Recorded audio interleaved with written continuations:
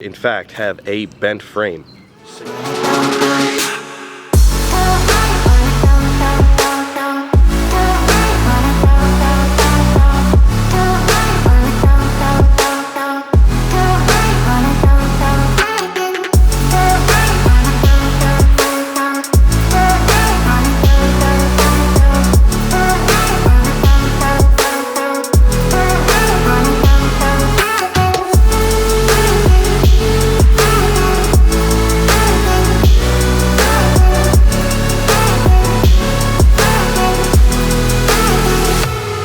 What's going on, guys? Welcome back to the garage. Before I get into the meat and potatoes of today's video, I have three disgusting and dirty vehicles to clean: the girl's car, the truck, the E36. Look at this. Can't be having it.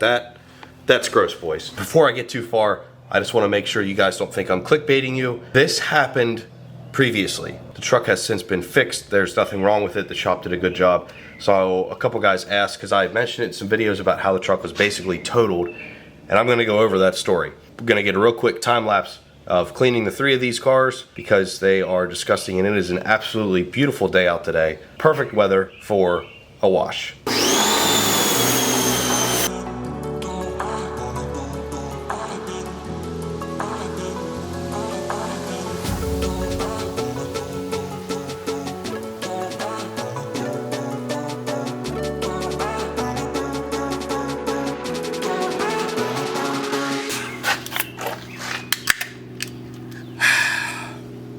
One quick wash down, two to go.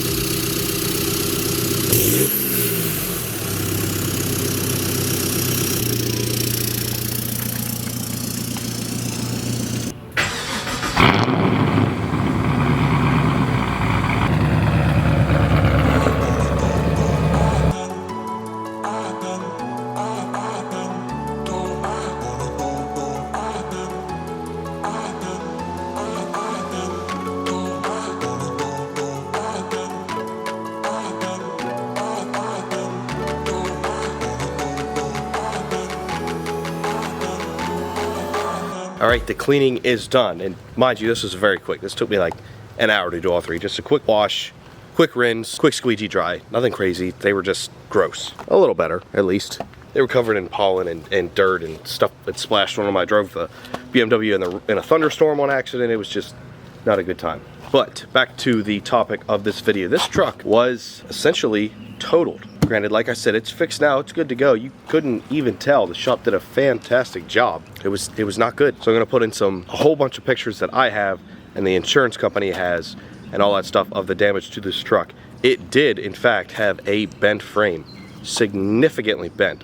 Kind of looked like when those Colorados that tow trailers off-road and they have too much tongue weight and the frame bends. It looks exactly like that, pretty much. So a little backstory. I bought this truck in January of 2019. It was a leftover 2018 model. Had it for all of about a month before it was all but totaled. I was dropping coffee off for my girlfriend at her job. I was down in the city. I had parked on the street, you know, didn't think anything of it. The street where I parked is wide, it's one way, not a lot of opportunity for crashes to happen, but I was oh so wrong. So I'm inside for like half an hour. I come out, I see overhead lights from a police car, multiple police cars, and I was like, oh, that's weird. That's kind of close to my truck. And then as I get closer, I'm like, oh, they're at my truck. What's going on? Then as I step even closer, I see that there is a car basically implanted into the rear of my ZR2. And in turn, that had pushed my ZR2 into the vehicle that was parked in front of me. Throw in some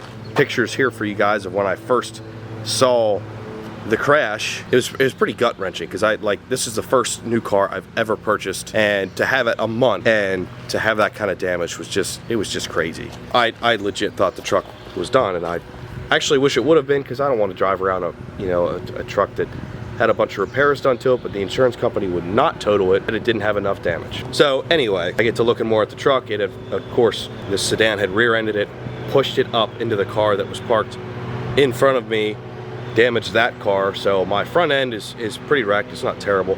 The rear end on my truck was pretty messed up. I didn't think the damage was that bad, and I actually ended up driving it home that night with no issues. I didn't have any steering wandering, no weird dash lights, nothing like that. Like, it drove basically perfect. So I drove it home, took some more pictures, and you can see the whole rear end was just completely smashed in. And again, I didn't think it was that bad. Looking at it, I was like, oh, okay, probably needs, a tailgate bed, maybe part of the bed, bumper, and probably a front bumper, not a whole lot else. Well, oh boy, was I wrong. So I get the truck picked up, the insurance company's taking care of it, they're seeing what's wrong with it.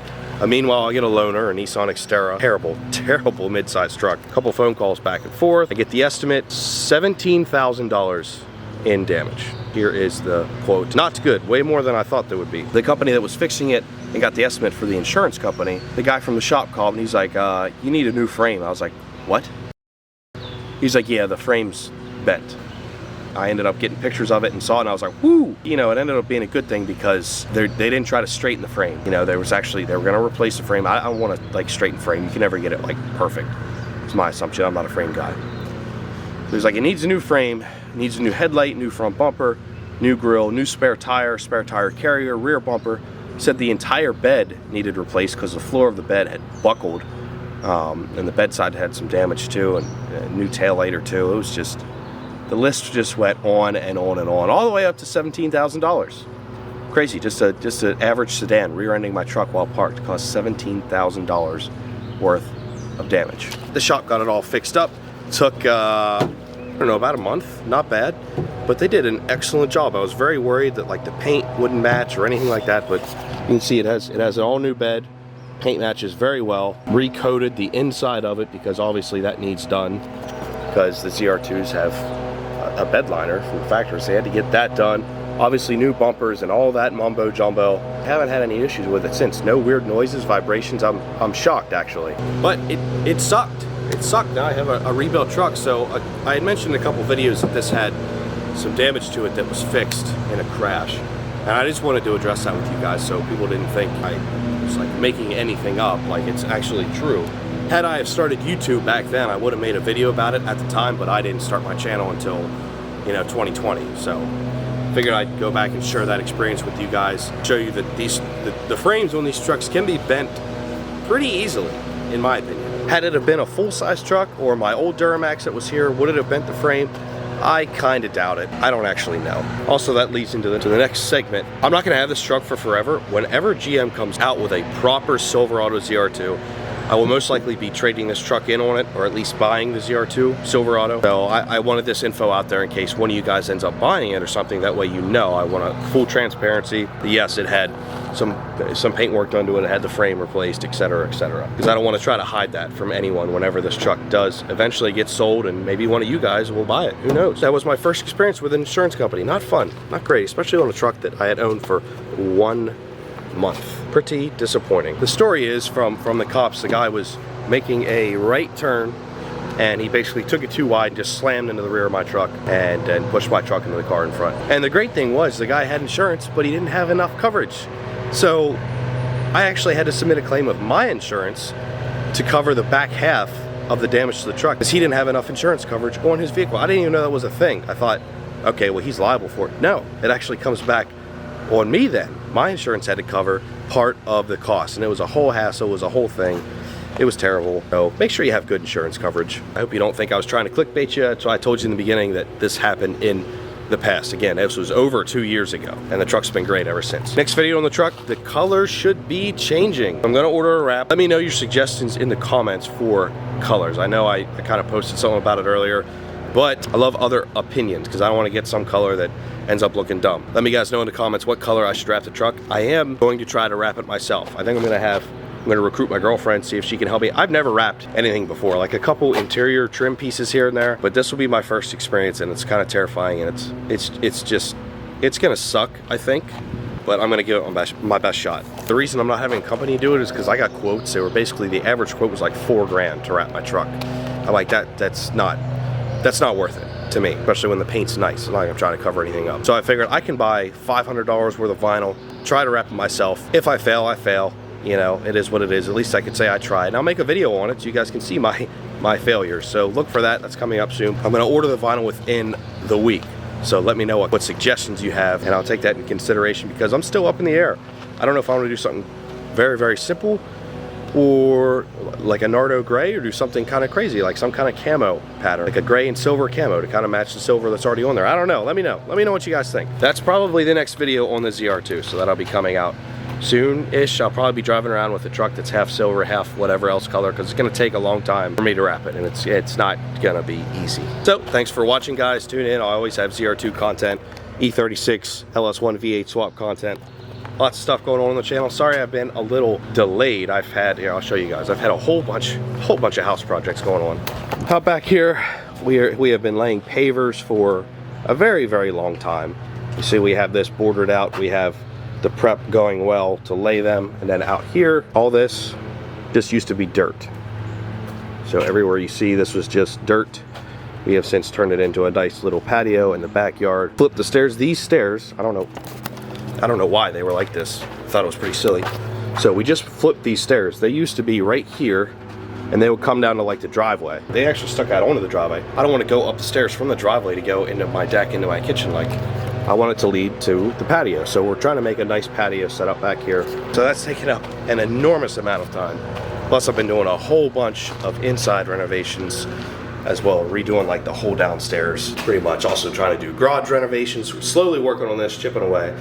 But downstairs took out a wall, added a closet, gonna make a whole new master bathroom, did all the floors everywhere, barn doors, lighting. It's been a ton of work. So I like to get out more than, you know, one video a week, but the house projects have just fully taken over, and I've slacked a little bit, so sorry for that, boys. At least I got this video out here today. Thankfully I had some time and some nice weather to be able to do this and go over my trials and tribulations with a pretty much totaled truck. So as always, guys, thank you for watching. Check me out. I do have an Instagram, Boosted Apex. I post there way more often than YouTube, obviously. Sometimes you'll get a sneak preview of what I'm doing on the channel. Check that out too if you have time or if you want to. More content coming soon. We'll see you next time.